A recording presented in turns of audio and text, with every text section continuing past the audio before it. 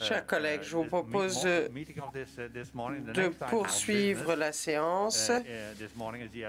L'ordre du jour appelle maintenant l'allocution de M. Željko Komšić, président de la présidence de Bosnie-Herzégovine, suivi de questions qui pourront être adressées à M. Komšić. À l'adresse de ceux qui sont présents dans l'hémicycle, ils pourront suivre l'intervention sur Channel 8.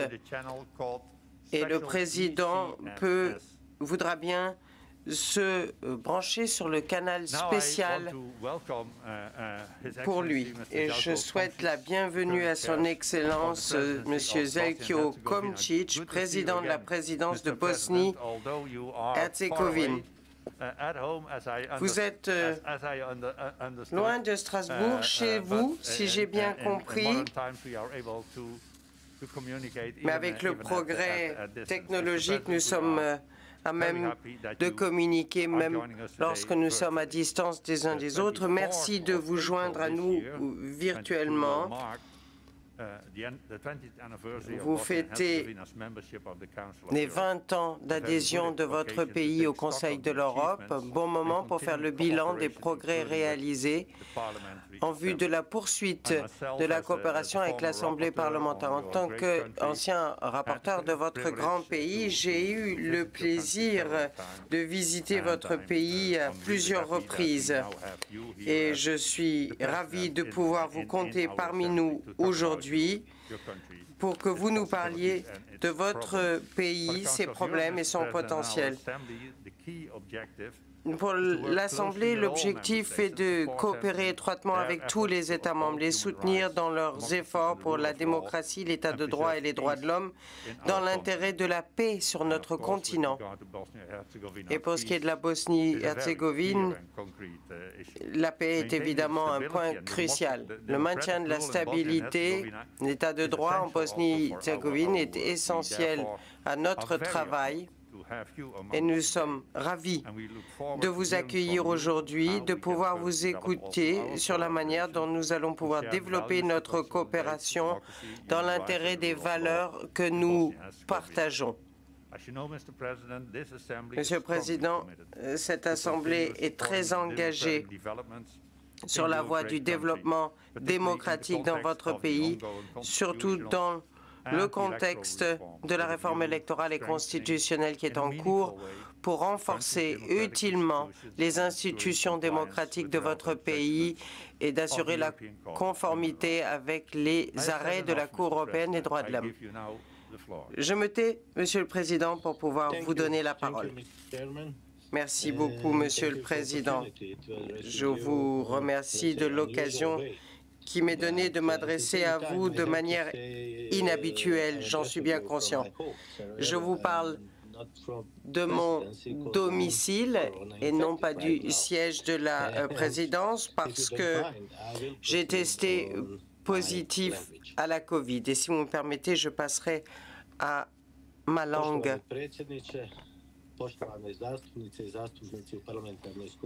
Monsieur le Président, Mesdames et Messieurs les membres de l'Assemblée parlementaire du Conseil de l'Europe, j'aimerais tout d'abord vous remercier de l'occasion qui m'est donnée de m'adresser à l'Assemblée parlementaire cette année, 20 ans après l'entrée en vigueur de la Bosnie-Herzégovine au Conseil de l'Europe. Je m'adresse à vous par des moyens technologiques très modernes pour pouvoir respecter les mesures que nous impose la pandémie. Ceci ne doit pas entamer l'occasion qui m'est donnée de vous présenter la situation sociopolitique dans mon pays. Ma présentation doit être lue à l'aune des valeurs fondamentales que représente le Conseil de l'Europe et que je défends et que les citoyens de Bosnie-Herzégovine, j'en suis sûr, souhaitent aussi voir inscrit dans leur système sociopolitique. C'est pour ça qu'au début de mon intervention, j'aimerais passer en revue les principes établis par le Conseil de l'Europe, la protection des droits de l'homme, la démocratie parlementaire multipartite, l'état de droit, la diffusion d'une identité européenne, la conclusion de traités internationaux spécifiques, veiller à l'unité du continent et trouver des solutions aux problèmes sociaux de l'Europe. Les raisons de ces objectifs sont tout à fait compréhensibles, puisqu'après la fin de la Deuxième Guerre mondiale, beaucoup de pays ont connu une transition vers les principes fondamentaux de la démocratie libérale, ce qui n'était pas chose aisée à l'époque. Le contexte à l'époque, surtout géopolitique, a créé deux pôles idéologiques. Un fondé sur la démocratie libérale et l'économie de marché, l'autre fondé sur la doctrine communiste et l'économie centralisée. Un monde bipolaire, autrement dit, créé à niveau international et qui a duré près de 5 décennies jusqu'à la chute du mur de Berlin, lorsque toute une série de processus de transition ont été entamés dans des pays européens. Aujourd'hui, toutefois, la situation géopolitique est totalement différente. Le monde est devenu multipolaire, avec des intérêts qui se manifestent dans différents endroits dans le monde. Dans ces circonstances, un certain nombre de pays n'ont pas complété leur processus de transition fondé sur la démocratie libérale et l'économie de marché, et ça en fait des proies faciles pour les intérêts géopolitiques des grands acteurs en géopolitique. Mon pays, la Bosnie-Herzégovine, a une histoire de près de 1000 ans. Et à différents moments de son histoire, elle a eu des arrangements internes différents. Nous avons été un royaume pendant plusieurs siècles. À l'époque, vu la taille de son territoire, ce pays était le plus grand pays de la région. Après quoi, il y a eu des conquêtes de la Bosnie-Herzégovine par différents empires, royaumes, qui ont importé culture et tradition et religion.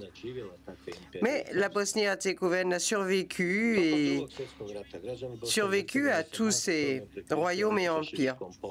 Pendant la Deuxième Guerre mondiale, les citoyens de Bosnie-Herzégovine étaient antifascistes et ont participé aux forces qui se battaient contre le fascisme et le nazisme. Pendant la Deuxième Guerre mondiale, les citoyens avaient décidé de rétablir l'État en se joignant à la Yougoslavie avec d'autres républiques. La participation de la Bosnie-Herzégovine à l'ancienne Yougoslavie a duré jusqu'en mars 1992, lorsque les citoyens ont, par référendum, décidé de faire de la Bosnie-Herzégovine un État souverain et indépendant. Cette même année, la Constitution de la République Bosnie-Herzégovine a été adoptée comme l'expression démocratique de ses citoyens.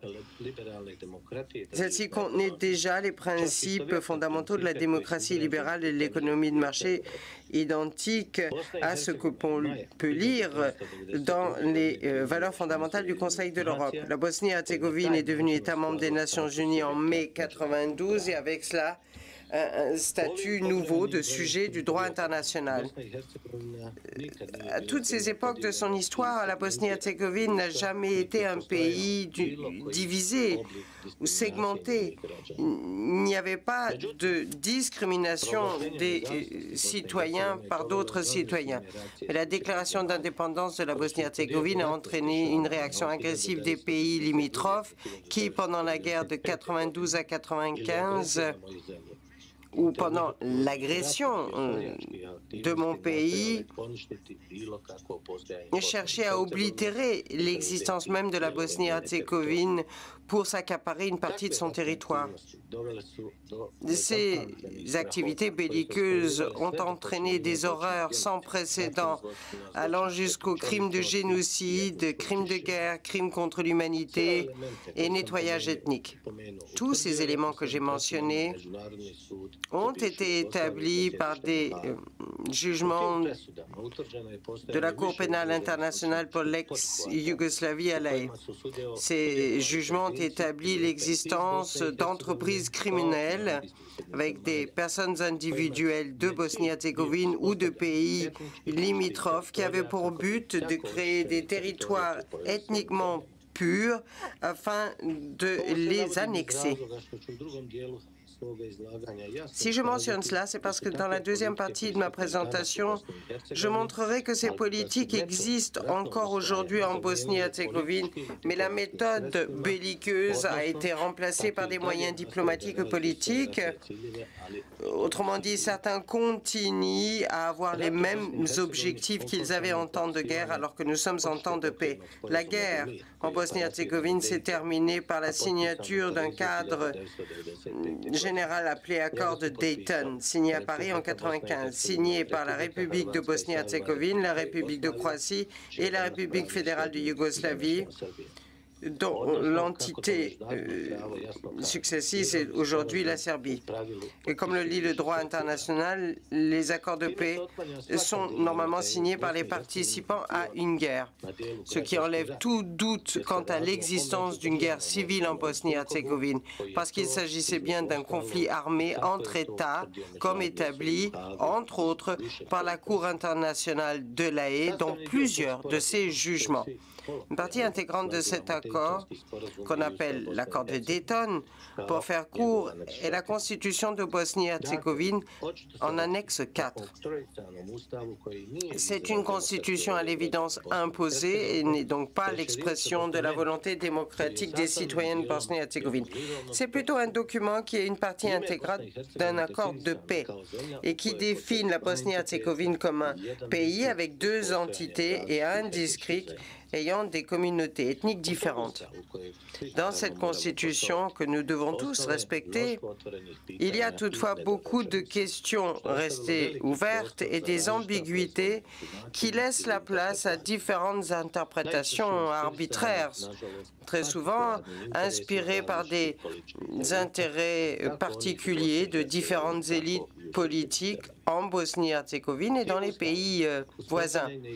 Cette constitution a établi un nouveau système politique en Bosnie-Herzégovine qui devait évoluer vers des normes démocratiques et ces valeurs telles que les valeurs et normes contenues dans les objectifs que se fixe le Conseil de l'Europe. Malheureusement, ceci n'est jamais arrivé. Au contraire, des politiques ethniques actives en Bosnie-Herzégovine continuent à chercher à créer une société artificiellement divisée, dominée par l'affiliation ethnique comme étant la seule légitimité d'action politique, alors que la Convention européenne des droits de l'homme est une partie intégrante de notre Constitution. J'aimerais souligner ici que malheureusement, elle n'est pas suffisamment mise en œuvre en Bosnie-Herzégovine. La raison de ces ambitions se fonde dans ce terme malencontreux que constituant, qui est mentionné dans la Constitution de la Bosnie-Herzégovine. Mais la Constitution ne contient pas de définition juridique ou explication juridique sur ce que cela voudrait dire. Et c'est pour ça qu'il y a une nouvelle pratique juridique qui me paraît particulièrement dangereuse, que l'utilisation de ce terme constituant constitutif servirait à des fins politiques de certains, avec le soutien de pays voisins.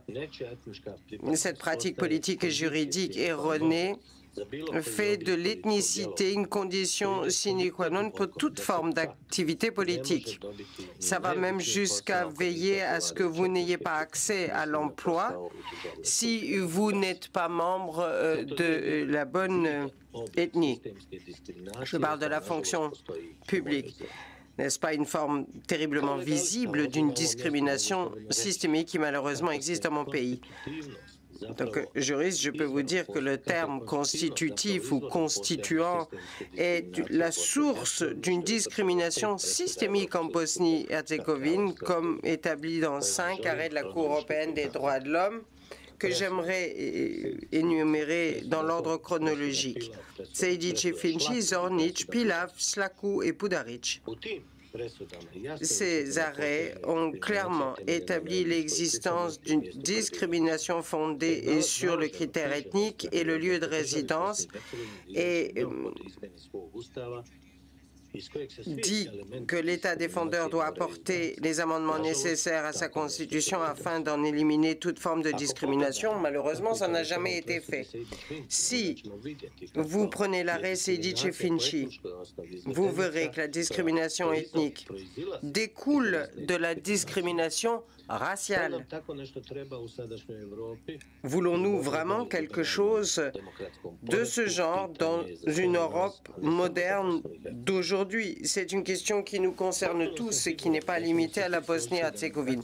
Je suis intimement convaincu que nous sommes tous d'accord que nous n'avons pas besoin d'un tel cadre juridique ou constitutionnel et que nous devons tous faire les efforts nécessaires pour lutter contre toute forme de discrimination. Il y a une partie intéressante dans l'arrêt Zornić qui dit clairement que la Bosnie-Herzégovine n'est pas une pleine démocratie, mais qu'on est une démocratie restreinte ou limitée vu la distribution du pouvoir politique parmi les différentes communautés ethniques. Cette absence de pleine démocratie est en contradiction avec un des objectifs du Conseil de l'Europe. C'est pourquoi l'arrêt Zornić dit que la Bosnie-Herzégovine doit amender sa constitution pour permettre la réalisation d'une démocratie pleine et entière avec une égalité nécessaire entre tous les citoyens. Sinon, comment réaliser l'état de droit ou la prééminence du droit si les citoyens d'un pays ne sont pas égaux devant la loi? Comment espérer atteindre une démocratie libérale au centre de laquelle se retrouve l'égalité et la lutte contre toute forme d'inégalité?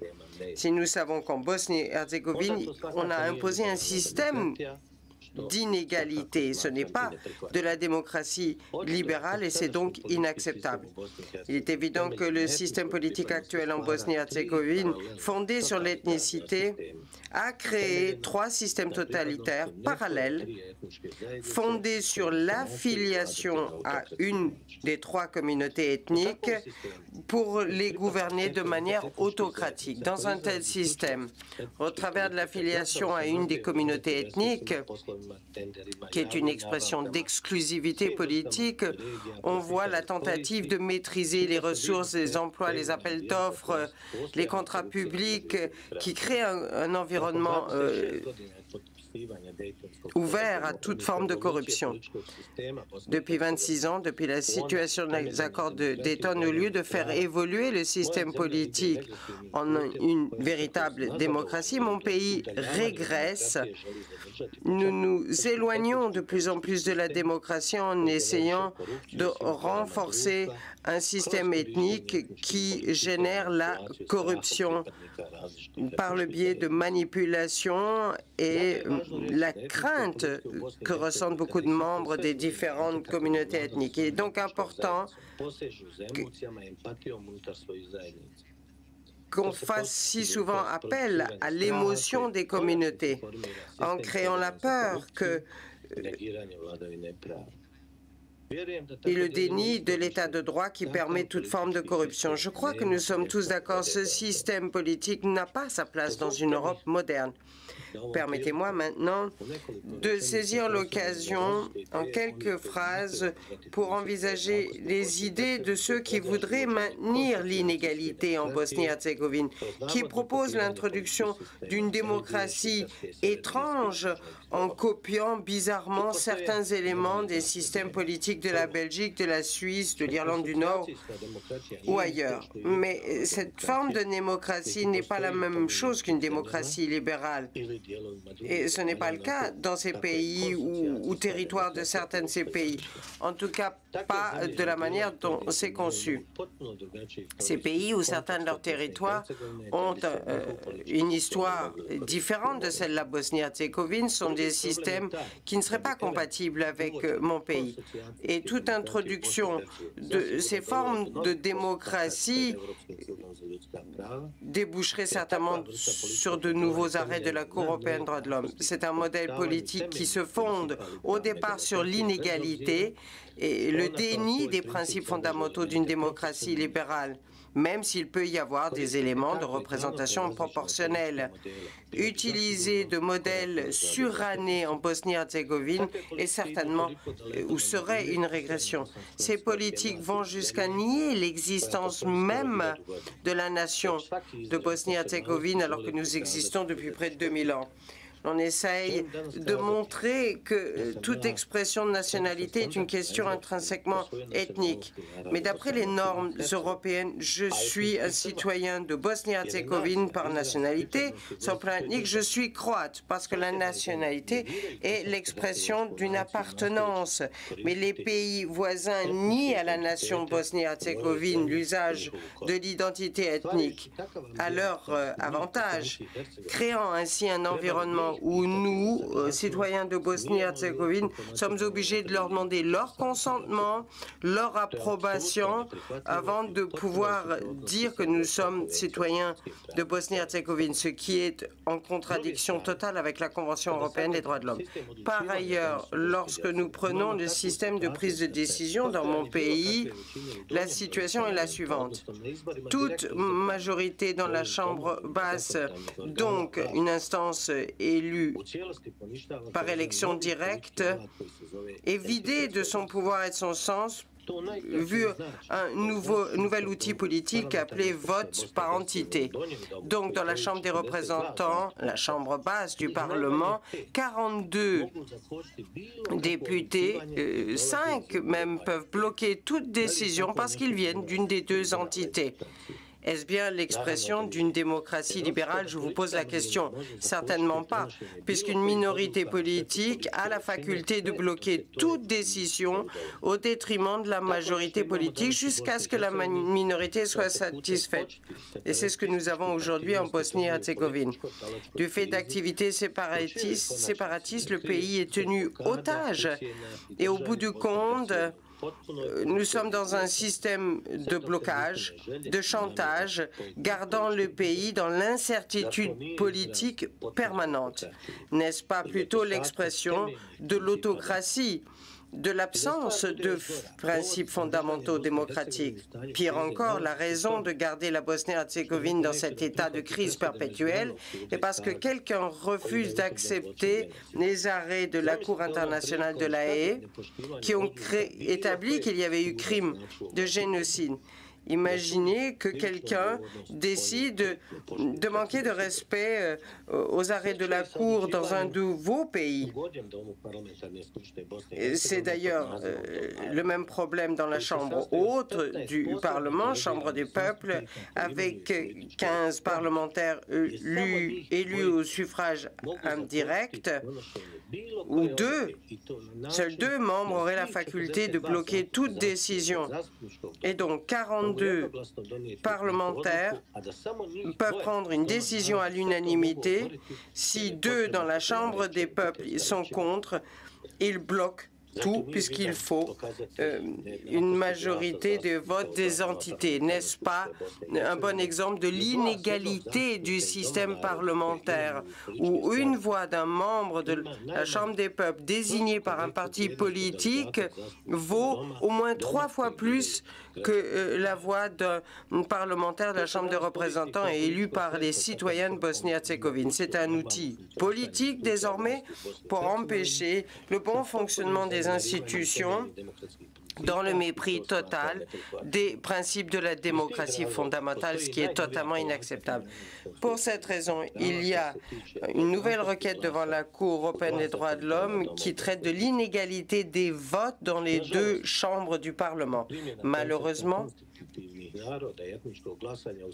l'application du concept de peuple constitutif dans la vie de tous les jours dans nos institutions depuis 26 ans ne sert pas à protéger les droits de ces peuples, mais d'empêcher la Bosnie-Herzégovine d'être stable et sur la voie du progrès. Depuis 2008, lorsque nous avons signé l'accord d'association de stabilisation avec l'Union européenne, les partis soutenant les décisions fondées sur le critère ethnique ont utilisé des quotas dans les organes exécutifs et législatifs pour empêcher l'adoption de normes européennes et qui concernent l'adoption de l'acquis de l'Union européenne échouent dans la Chambre des peuples par voie entité ou dans la Chambre des représentants, régulièrement, même si l'acquis communautaire n'affecte en rien l'identité ethnique, la culture, la tradition, la langue ou l'éducation, comme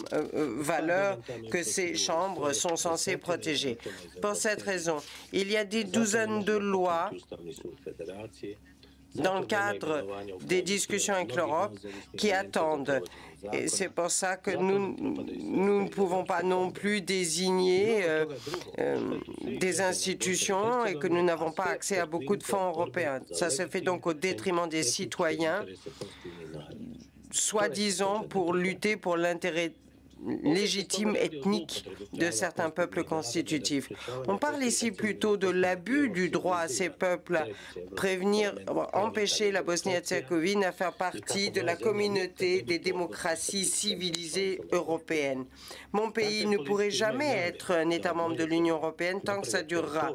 Le but est de transformer mon pays dans un territoire où des régimes étrangers exerceront leur influence économique ou créer une nouvelle Transnistrie dans les Balkans occidentaux.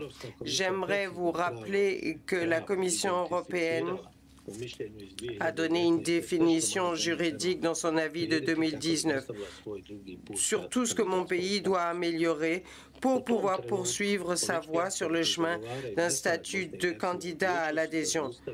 Certains acteurs politiques ont décidé de mettre fin à ce processus, ramener 3,5 millions de personnes à la situation de 95, autrement dit, en parlant des droits des peuples constitutifs, en rétablissant les compétences des entités, en organisant cette résistance et le déni.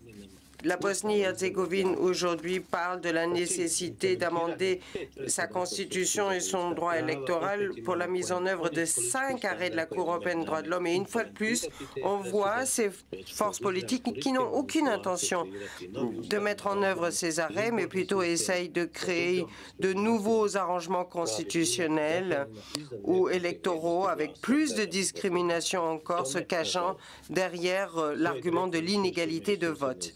Malheureusement, les pays voisins qui sont directement participants ont aussi un objectif, à savoir l'objectif qu'ils avaient en temps de guerre, mais maintenant par des moyens politiques et diplomatiques. On le voit de deux manières. D'abord, ils souhaitent créer les amendements de la Constitution du droit électoral pour prendre la part du lion sur les procédures de prise de décision et le contrôle sur mon pays. Ces intentions se voient chaque fois qu'ils parlent des peuples constitutifs, où ils disent « acceptent tout ce sur quoi les communautés ethniques se mettent d'accord ». Ils mettent à mal les fondements même de la démocratie et des droits de l'homme, l'état de droit, mais cela se fait aussi à niveau diplomatique, dans les échanges avec vous aussi. Et vous l'aurez remarqué.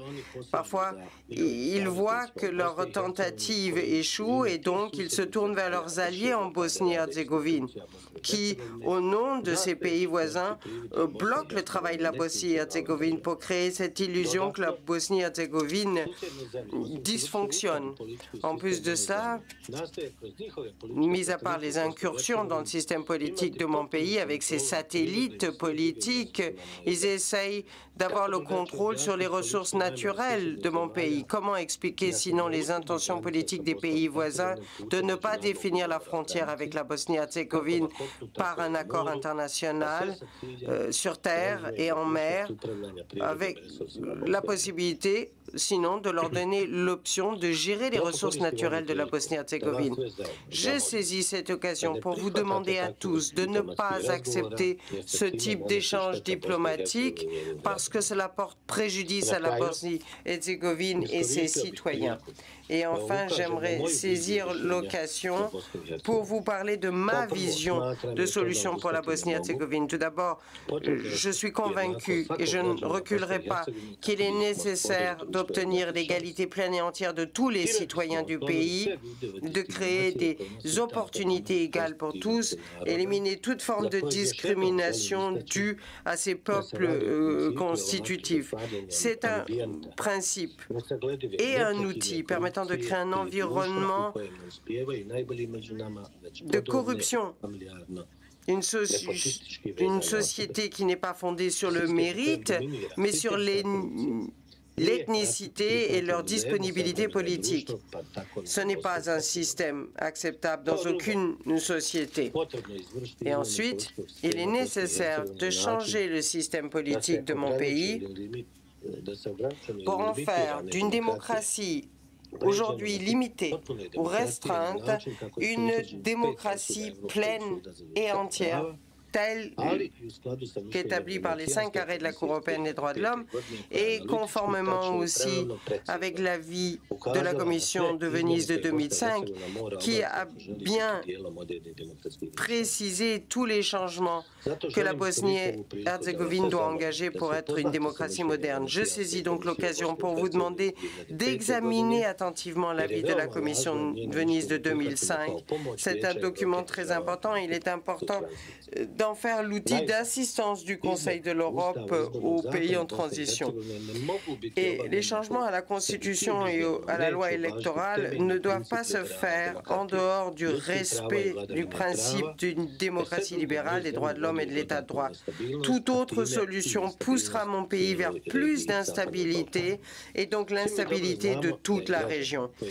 Nous savons très bien qu'un citoyen, une personne individuelle, est le porteur de la souveraineté de son pays, ce qui doit s'appliquer à Bosnie-Herzégovine aussi. Je saisis l'occasion pour vous demander à tous de ne pas accepter des entretiens diplomatiques ou politiques qui ont pour but de porter préjudice au pays et vous les reconnaîtrez facilement parce qu'ils se trouveront en dehors des principes fondamentaux que représente le Conseil de l'Europe. Merci de votre attention. Permettez-moi de vous remercier, Monsieur le Président, de nous avoir présenté votre vision de l'histoire récente de votre pays, ainsi que ses problèmes, ainsi que ce qui peut être fait sur la voie de la modernisation de la Bosnie-Herzégovine